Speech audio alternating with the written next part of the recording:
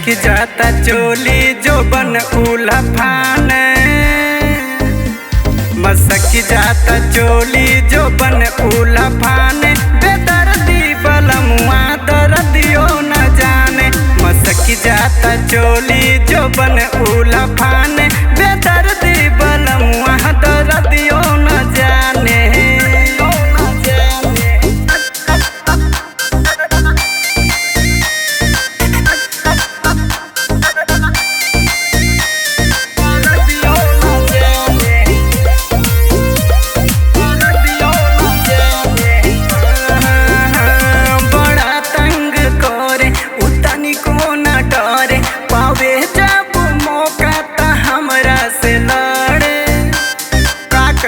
बड़ी परेशानी बड़ा तंग करे, उतनी को न डरे।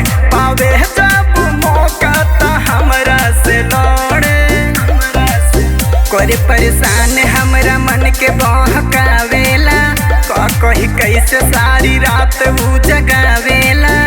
बात दिलवा के को न माने, मसक जाता चोली जो बन उलफाने। मसक जाता चोली जो बन उलफाने। बेदर्दी बलमुआ दर्दियो न जाने, मसक जाता चोली जो बन उलफाने।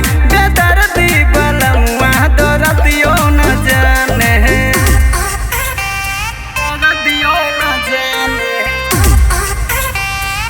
दर्दियो न जाने।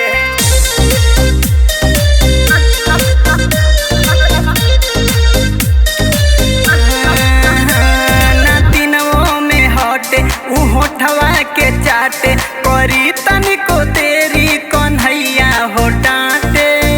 का कही हो हमरा तक कहूँ में ला जावता। ना दिनवों में होठवा के चाटे करी तनिको तेरी कन्हैया हो डांटे। रामधनी सरवड़ के मनवा में दागी बा, ताला में डाल के रोजे हिलावत चाभी बा। रोजे के बहाने, मसक जाता चोली जो बन उलफाने। मसक जाता चोली जो बन उलफाने।